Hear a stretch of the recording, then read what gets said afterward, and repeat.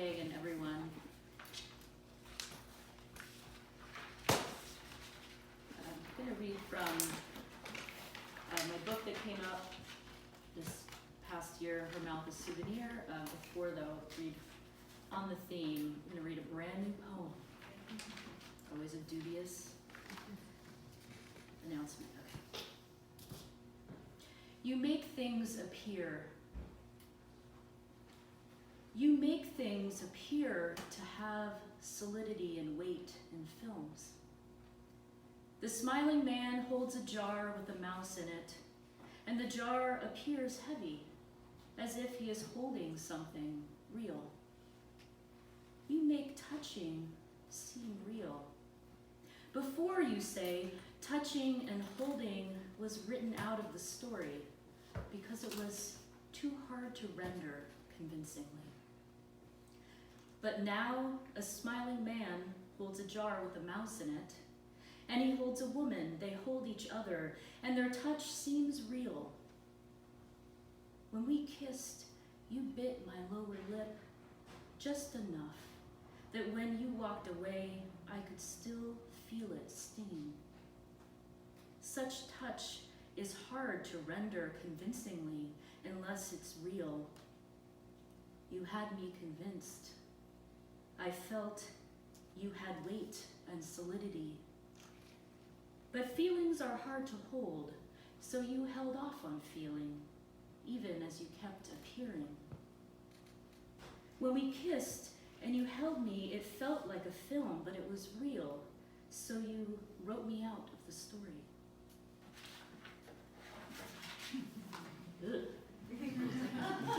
Too soon. Speaking of tricks. Assistant. My act requires a certain economy of gesture, a singe of the blade in the velocity of white gloves. Pure metals are too soft. I know an alloy with no melting point.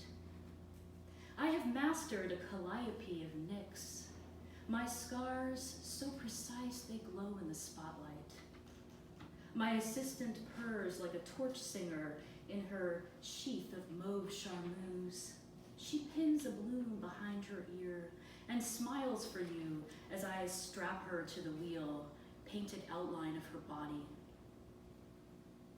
Watch her spangles spark off motes as the music swells and the wheel spins and the room spins and my blade misses, sibilant in the fine hairs of her nape. Ladies and gentlemen, I give you my beautiful assistant, my first trick.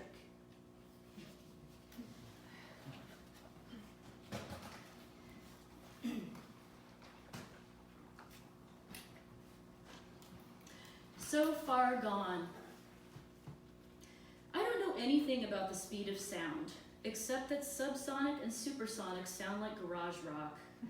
And maybe something about waves, the way sound changes over distance, marred by a million echoes, scraped smooth as beach glass through invisible interactions with space. The most beautiful songs are the ones you can barely hear because they are so far away. So far, so gone, which is the sound of foghorns on the Golden Gate intoning their own requiem with each delayed two-tone, as satellite-guided GPS may soon eliminate the need for them.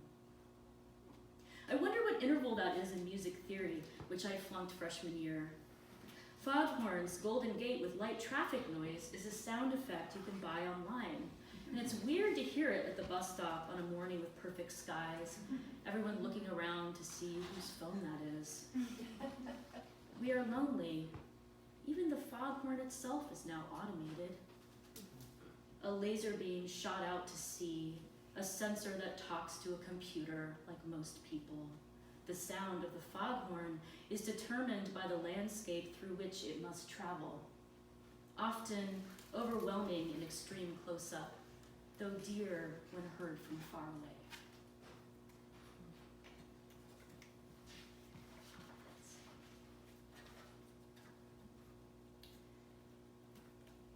This is about acupuncture. Self-portrait as tongue. When the acupuncturist examines the film on my tongue, I'm afraid she'll see I'm prone to night sweats and sobbing at the dolphin show. I hate the way they're made to do tricks for food as if they were simple humans with fantasies of interspecies friendship. The acupuncturist nods, says I run hot in the head and torso. Basically, my meridians are fucked. In California, roses bloom in winter and plaques announce their breeding names like racehorses. Dark Lady, Crimson Glory, then it's Moon Dance for the win. In an ad for gin, a woman in a leopard coat walks a ferret on a leash. No, the woman is on a leash in a leotard. In an ad for what, I don't know. Worrying generates heat, which shows up as deep red at the tip of the tongue, the only muscle in the body not covered by skin, and therefore very telling. A strange kind of stress, waving my hands back and forth in front of a touch-free dispenser, waiting for its sensor to sense me. A strange kind of convenience to access at the tap of a fingertip, so much information without the ability to understand it. Cataract means flawed vision, but also waterfall cascade. Dolphins only seem to smile as the trainer commands them to jump so high they splash the front row in what will be their 5th show of the day.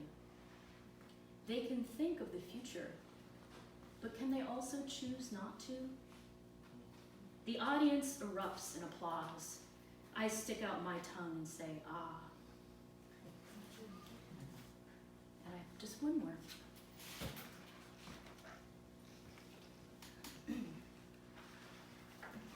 Smell the moxie. My project is plain persistence. Self as spatula, scraping self as burned crud off skillet. Pretend research in a field of forget-me-nots sprayed with real pesticides.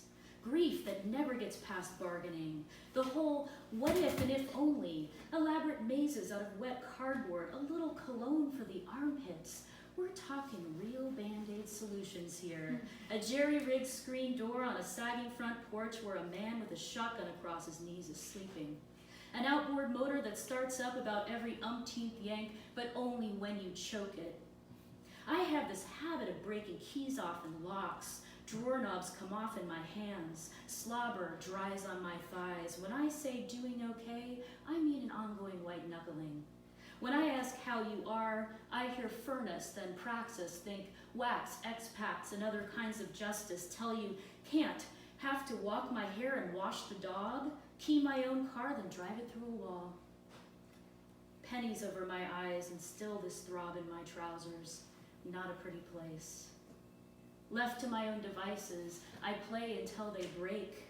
I keep turning this roll of invisible tape, hoping to catch an edge I can peel from. Who wants to see my discursive knees, cordon the fire lane, adjust the thermostat, squeeze out the very last dab of paste? When I say take a stab, I mean get a grip, meaning grasp, meaning straws. Thank you.